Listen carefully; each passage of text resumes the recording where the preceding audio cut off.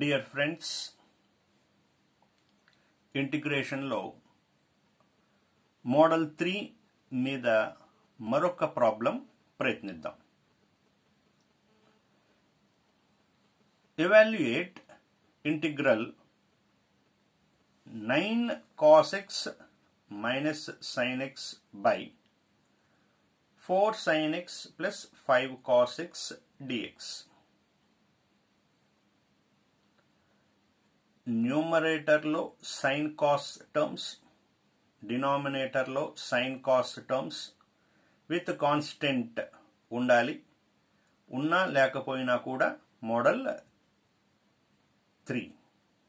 Model 3ని ఎలా గుర్తుపట్టాలి అనేది ప్రీవియస్ వీడియోలో ఎక్స్ప్లెయిన్ చేశాం. సో మోడల్ 3లో ఉన్నప్పుడు ఎలా ఎవాల్యుయేట్ చేయాలి అంటే numerator equal to a into d by dx of denominator plus b into denominator plus c. ఇక్కడ న్యూమరేటరు డినామినేటర్లో కాన్స్టెంట్స్ గనక ఉంటే సమ్ము కొంచెం లెందీగా ఉంటుంది. రెండు చోట్ల కాన్స్టెంట్స్ లేకపోవటం వల్ల ఈ ప్రాబ్లం చాలా ఈజీగా ఉంటుంది. రెండు చోట్ల కాన్స్టెంట్స్ ఉంటే పెద్దగా వస్తుంది. రెండు చోట్ల కాన్స్టెంట్స్ లేకపోతే కొంచెం సింపుల్గా అయిపోతుంది. ప్రొసీజర్లో ఎటువంటి చేంజ్ లేదు. Numerator equal to, so numerator బదులు రాశాం equal to a into d by dx of denominator రాశాం ప్లస్ b ఇంటూ డినామినేటర్ అదే రాశాం ప్లస్ c. ఇక్కడ 9 cos x minus sin x యాస్టీజ్గా రాశాం ఈక్వల్ టు a ఇంటూ దీనికి డెరివేటివ్ అప్లై చేస్తున్నాం. ఏంటి డెరివేటివ్? 4 sin x కి 4 cos x, 5 cos x కి మైనస్ 5 sin x డెరివేటివ్ అయిపోయింది. Plus b same as it ఈస్గా కాపీ చేసాం ప్లస్ c. ఇలా బాక్స్ ఎందుకు వేసానంటే మనకి ఏబిసి వాల్యూస్ క్యాలిక్యులేట్ చేసిన తరువాత తీసుకొచ్చి మళ్ళీ ఇక్కడ రీప్లేస్ చేయటానికి, ఎక్కడ రీప్లేస్ చేయాలో గుర్తుపట్టడం కోసం నేను ఇలాగా ఒక బాక్స్ వేసుకున్నాను. ఏబిసి వాల్యూస్ వచ్చిన తర్వాత అవి తీసుకొచ్చి ఇక్కడ రీప్లేస్ చేస్తాను. సో ఎల్హెచ్ఎస్ యాస్టీజ్గా రాసాం. ఈ ఏ అండ్ బి లోపలికి మల్టిప్లై చేస్తున్నాను. 4a cos x minus 5a sin x plus 4b sin x plus 5b cos x plus c. Now compare sin x cos x constants on both sides. Both sides sine కాసుల్ని compare చేస్తున్నాను. Sine x comparison observe చేస్తే sine x coefficient minus 5a plus 4b. ఈ రెండిట్లోనూ sign X ఉంది కదా. So sign X యొక్క కోఎఫిషియన్స్ని compare చేసేటప్పుడు minus 5a plus 4b equal to ఇక్కడ సైన్ ఎక్స్ లో కోఎఫిషియంట్ -1. ఈ -1 షిఫ్ట్ చేసాం, +1 అయింది. Equation 1. Cos X comparison 4a plus 5b equal to 9 equal to 9. ఈ 9 కూడా షిఫ్ట్ అయితే -9 ఈక్వల్ టు 0. ఈక్వేషన్ 2 అన్నాను. ఇప్పుడు కాన్స్టెంట్ కంపేర్ చేస్తున్నాను. కాన్స్టెంట్ అంటే sin x cos x లేకుండా ఉన్నవి. ఎక్కడుంది? సి. ఇక్కడ sin x లేదు, cos x లేదు, కాబట్టి కాన్స్టెంట్. ఇక్కడ కాన్స్టెంట్ ఏదన్నా ఉందా? లేదు, కాబట్టి 0. అంటే సి వాల్యూ డైరెక్ట్గా వచ్చేసింది. ఇప్పుడు ఈ 1-2 ఈక్వేషన్స్ని సాల్వ్ చేస్తున్నాను. బీ క్యాబ్ మెథడ్ అంటాం. అంటే ఈ 2 ఈక్వేషన్స్లో ముందు బి కోఎఫిషియెంట్స్ రాయాలి. 4, తర్వాత కాన్స్టెంట్ సి అంటే కాన్స్టెంట్ రాయాలి 1, తర్వాత మళ్ళీ ఏ రాయాలి, ఏ కోఎఫిషియంట్ -5, నెక్స్ట్ మళ్ళీ బి రాయాలి 4. అంటే ముందు బి, తర్వాత సి, తర్వాత ఏ, మళ్ళీ బి రాసిన తర్వాత ఈ రెండిటికి మధ్యలో ఏ, ఈ రెండిటికి బి, ఈ రెండిటికి మధ్యలో 1 అని నోట్ చేసాం. A by a d minus b c. A d అంటే 4 × -9 -36 minus BC 5 1s are 5. So -36 -5 వచ్చింది.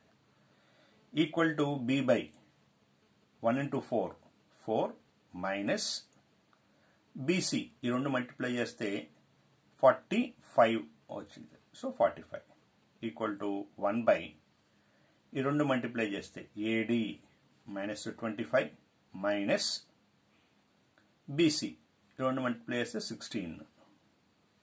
సింప్లిఫికేషన్లో a by -41 equal to b by -41 equal to 1 by -41.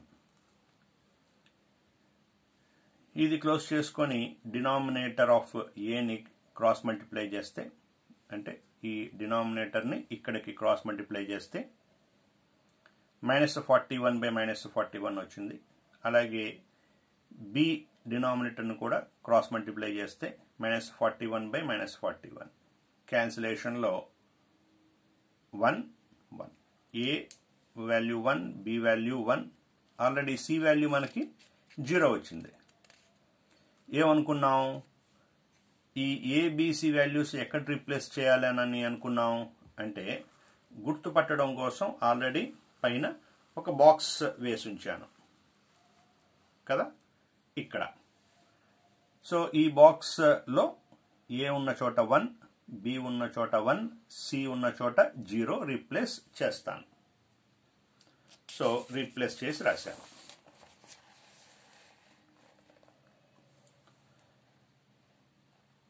(9 cos x minus sin x equal to a value 1 రాశాం, plus b value కూడా 1, C value 0 కదా, అందుకని ఇక్కడ ఏమీ లేదు. ఇప్పుడు ఇచ్చిన సమ్ రాశాను. ఇచ్చిన సమ్ములో న్యూమరేటర్ అంటే ఇక్కడ ఉన్నదే కదా. సో దాన్ని దేనికి సమానంగా స్ప్లిట్ చేసాం? ఈ రెండు ఈక్వల్ అని మనం చూపించాం.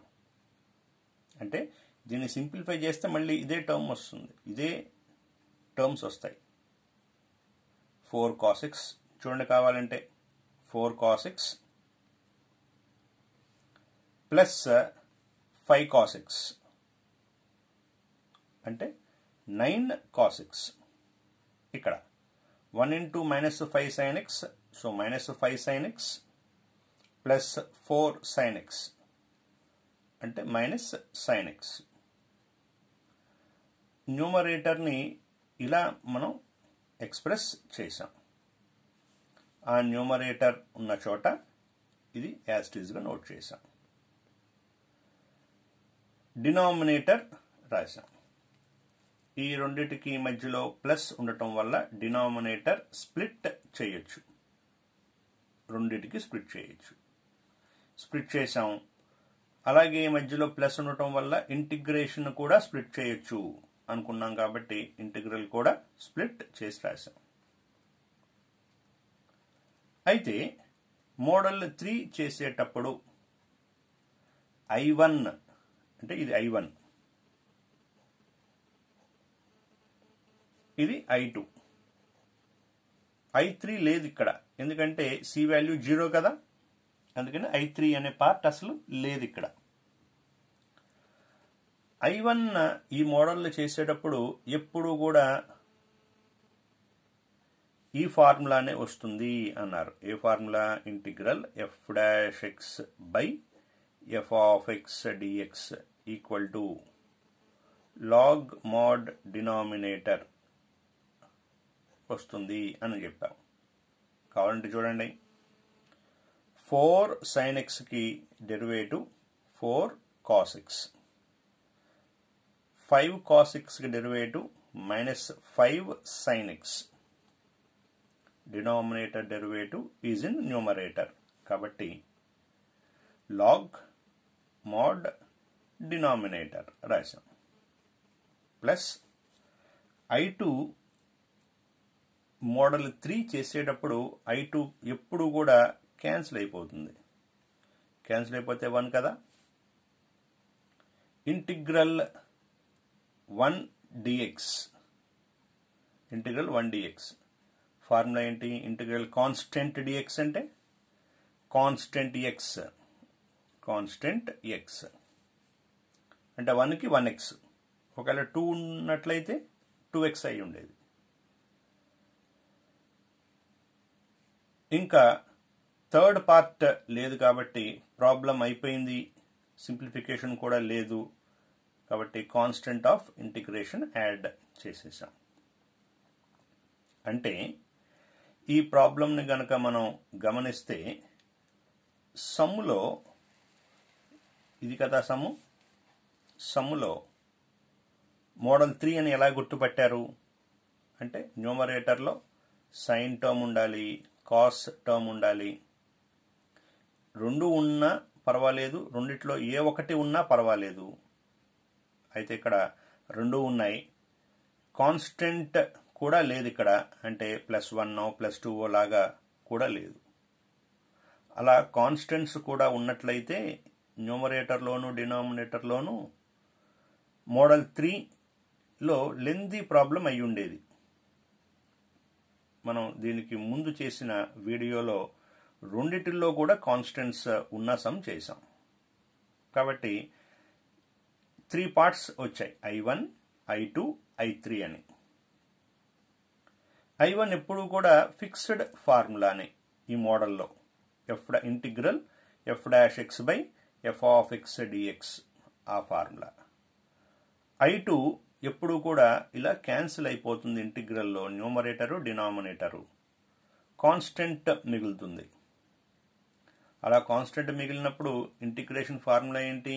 కాన్స్టెంట్ x కదా, so constant x. Third part C value 0 అయిపోవటం వల్ల ABC వాల్యూస్ క్యాలిక్యులేట్ చేసినప్పుడు C వాల్యూ 0 కదా, ఆ C వాల్యూ 0 అవటం వల్ల థర్డ్ పార్ట్ లేదు.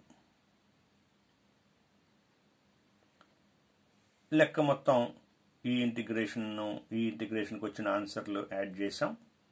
రెండింటి మధ్యలో ప్లస్ కదా ఉన్నది, ప్లస్ పెట్టాం. ఇంకా ఫర్దర్ సింప్లిఫికేషన్ లేదు అని అర్థం అవుతుంది కాబట్టి కాన్స్టెంట్ ఆఫ్ ఇంటిగ్రేషన్. ఈ C ఏంటి? కాన్స్టెంట్ ఆఫ్ ఇంటిగ్రేషన్, అంతేగాని స్టార్టింగ్లో రాసిన ABCలో C కాదు ఇది. మనకు ఆ కన్ఫ్యూజన్ ఉంటే దీన్ని K అని రాసుకోవచ్చు. ప్రాబ్లం అయిపోయింది.